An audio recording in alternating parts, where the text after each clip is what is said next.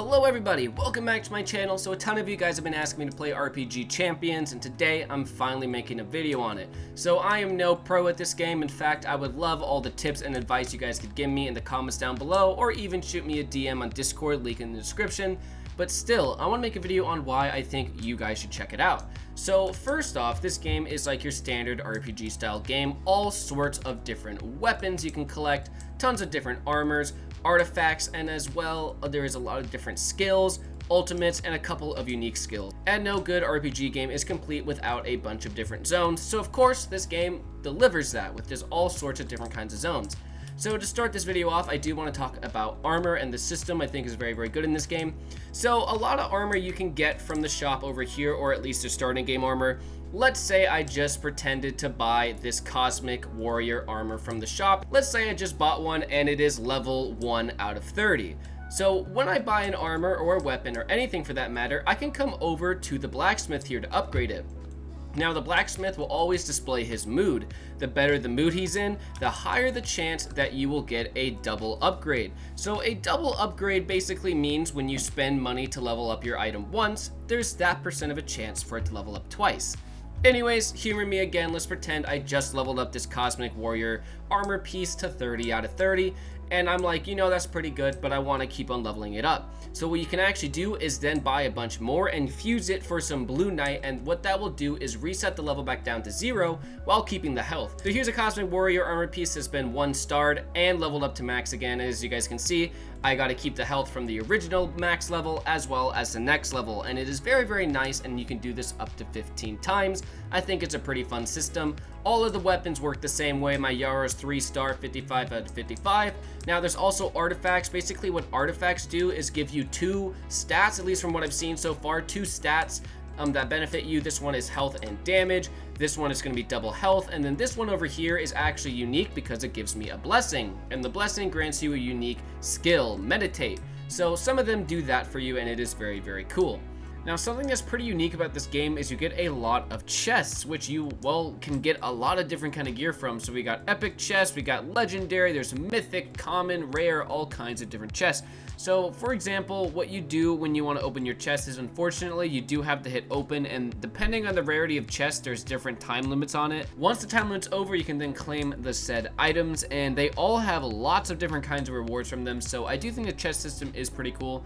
Something you can also do is actually fuse your chests together to get better chests, so that's also pretty fun. So there's a lot more to do in the lobby than just a blacksmith. We got the supply train. Unfortunately, it is 9 minutes away, but there is the chances down below, as you guys can see, of that kind of item showing up when the train comes, and then you can spend a couple of Blue Knight to get a chance at any of the items it may have. It's like a limited time market that comes through every now and then. Another massive part of this game is going to be these lost treasures, which give you a permanent stat buff of any kind that you want. What they're gonna look like are these little floating diamonds. I've collected most of them so far, but they're these little floating diamonds. These little floating diamond things, if you jump up and collect them, this one is out of jumping range, so I can't quite get it yet. But anyways, if you collect these, you get that one permanent stat buff point that you can use in whatever you want.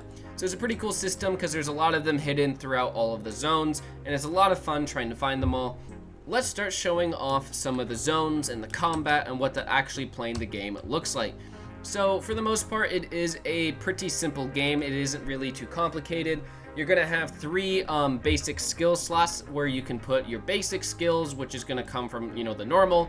On mine, I got a dash and 2 attacks. You got your unique spot, which is my F key, and then your ultimate is the Q key. Here's an example of a zone. Here is the zone quest board. Most are gonna have a zone quest board. And what you can do is, well, kill whatever mobs or bosses it's telling you to kill.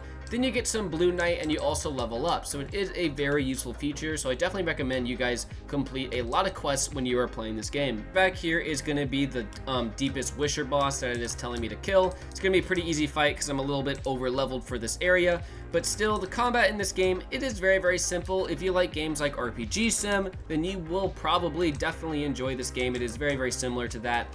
And overall, it is just a very simple game so far. Now, keep in mind, remember at the start of the video, I told you guys, I'm a big noob. So please, let me know down below what I should be doing to get better at this game, because I do want to make more content on it and keep playing it for sure. But anyways, this is for the most part what combat looks like. As you guys can see there, I completed the quest, so I leveled up and got a couple of blue knight. It is very, very useful. Let's show off the ultimate I got right now. It isn't a very good one. You just teleport behind an enemy and do a basic slash a couple of times, but still kind of cool.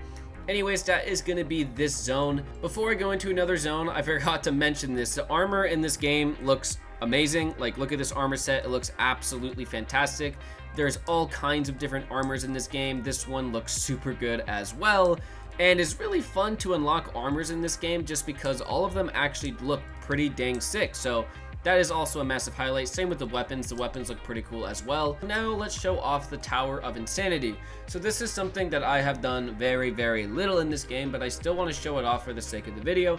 So the Tower of Insanity is like an infinite tower style challenge where you go in at level 1 and you go for as long as you can until you die and lose all your lives. You can just keep going up. Haven't done this very much yet, but it is still a very cool part of this game. So anyways, this is the Tower of Insanity. This is gonna be the first level, so it's gonna be really easy for me. But basically, each and every single floor you go to, you're gonna have a time limit to kill all of the enemies within the chamber. If you don't do it in time, you lose. And you also have a life counter down underneath my currencies. As you can see, I got 2 lives right now.